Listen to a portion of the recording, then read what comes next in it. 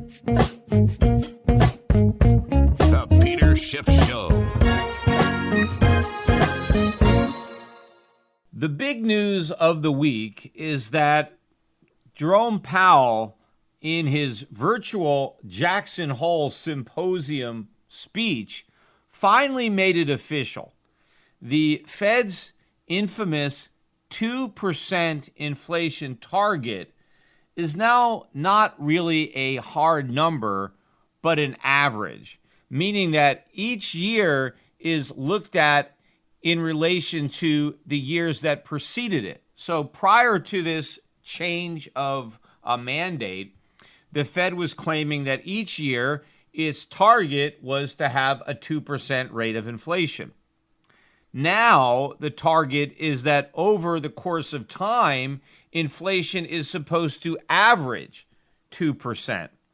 And the reason the Fed is able to say this is because based on the measures that the Fed uses to calculate inflation, or at least the change in consumer prices, over the last many, many years, the rate has been below 2%. So based on the Fed's new target of an average rate of 2%, future inflation rates need to be above 2%. And of course, the Fed talks to a symmetrical amount above, or obviously to create an average, you'd have to have some symmetry.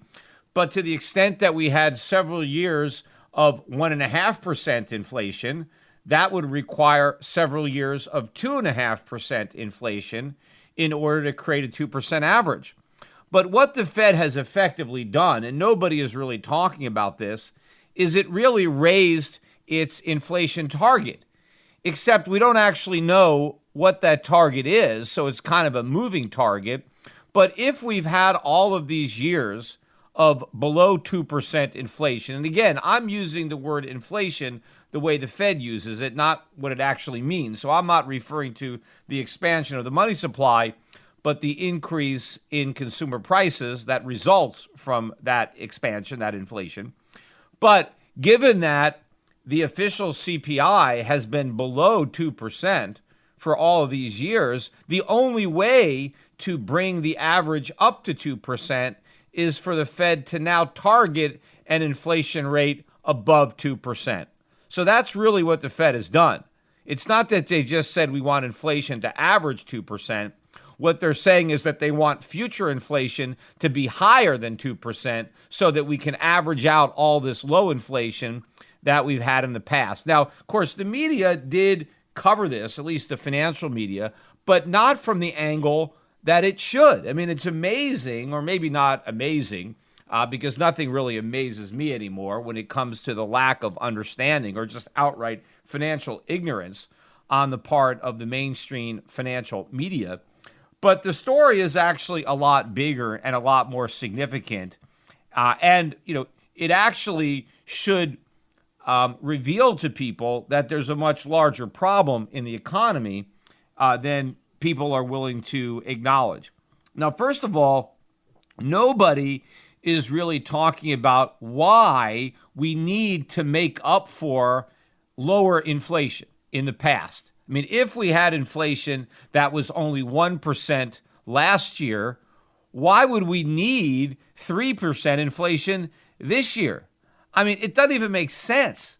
I mean, if you go back to the BS reason for the 2% target, and again, even before I get to that, I want to talk about the evolution of this so-called target, because it wasn't always there. And I've mentioned this in the past in podcasts, but it's a good time to bring it up again, especially since I do have a lot of new listeners who don't necessarily remember or didn't hear the earlier podcast. But once upon a time, there was no official target at all. The Fed just was supposed to have price stability. And what does price stability mean? Well, it's pretty simple. It means that prices are stable. Now, how do you define stable? Well, not moving, the same, right? Stable prices don't go up and they don't go down. Now, before they had a mission of price stability, the natural tendency of prices is to fall. That's what happened for the 100-year time period from 1800 to 1900, we had a steady decline in prices, interrupted occasionally by inflationary periods like the Civil War, where there was money printed for the first time, the greenbacks. But in general, we had steadily declining prices for that entire century. And so the goal of the Federal Reserve, which didn't come in until 1913, if its goal was price stability, the Fed was supposed to prevent prices from going down and instead to keep them stable. Now, I would argue that there's no reason for that, that falling prices represent a benefit to the economy. They represent a benefit to consumers. They represent a benefit to businesses, which can do better volume when prices are lower because their customers can afford to buy more stuff. So I think that there are incredible benefits to a declining cost of living. I think everybody ends up benefiting with a rising standard of living. But the initial mistake of the Fed was to believe that declining prices were problematic. And so instead of having prices that slowly declined over time, the goal of the Fed would be to have stable prices where they remain the same over time. Well, it didn't take long, and I'm not sure how long, but eventually the definition of price stability became inflation of less than 2%. And so that 2% number was initially introduced by the Fed as being a ceiling, right? Meaning that the Fed would make sure that inflation was less than 2%, not 2% as a target, but 2% as a ceiling. So any inflation rate below 2% was considered stable prices. But of course, the lower, the better. When the Fed initially talked about a 2% ceiling, if inflation was 1% during the year, they wouldn't think that was problematic. They would think that was great because they were a whole percentage point below the ceiling. And in fact, the closer they got to zero, the better they performed their job because stable prices would be zero increases. So to the extent that you have a small increase, then you're not quite as stable. But they said as long as that increase is below 2%, we'll count it as being stable.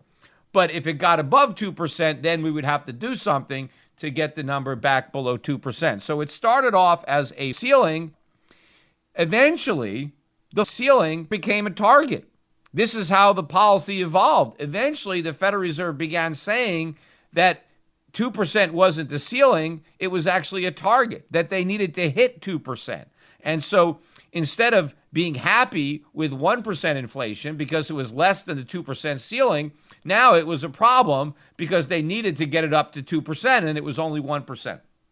But it never really made sense that the Fed would target 2% inflation because there was no logical reason why 2% inflation was better than 1% inflation. But here is the reason that the Fed came up with. And of course, it's all BS. They just had to rationalize, wanting more inflation, even though it's not a good thing.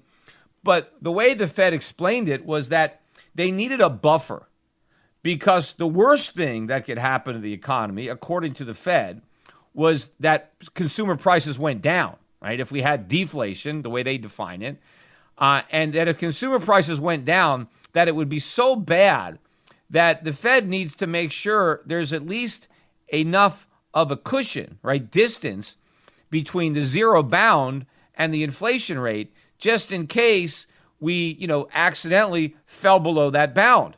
So the Fed said that we need to make sure that inflation is at least 2% to make sure that it's not negative. Because if we're shooting for 2% and we end up with 1% or 0.5%, well, it's okay. We just have to make sure we have a big enough cushion to guard against the possibility of us ever getting a negative number. So, we were going to deal with a little higher inflation just as an insurance against falling prices, which of course was all BS, but that was their explanation. But of course, that doesn't explain why now the Fed says that we need to have an average rate of 2%, because by definition, if in prior years the inflation rate was positive, whether it was positive 0.5% or 1% or 1.5%, it means that in every year that inflation was above zero, we dodged that bullet of falling prices. So we didn't have falling prices in the past. So how does having an inflation rate above 2% now do anything? I mean, there's no reason for that.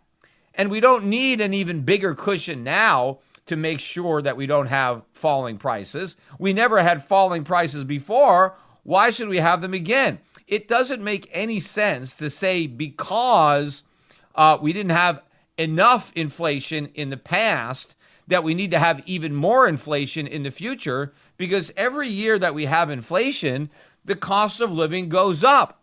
If the goal of the Fed is to just make sure that the cost of living doesn't go down, they already succeeded. They already achieved that goal. Why do they have to inflict additional pain on the population by saying, you know what, your cost of living didn't go up quite as much as it could have in years of past. So now we got to make sure that we average out to 2%. So because your cost of living only went up by 1% for the last few years, now we have to make sure it goes up by 3% over the next few years so that you catch up. None of that makes any sense, especially if you remember the original justification for moving the 2% ceiling to a target. That justification doesn't make any sense now in moving the annual target to an annual average that effectively raises the target in the future.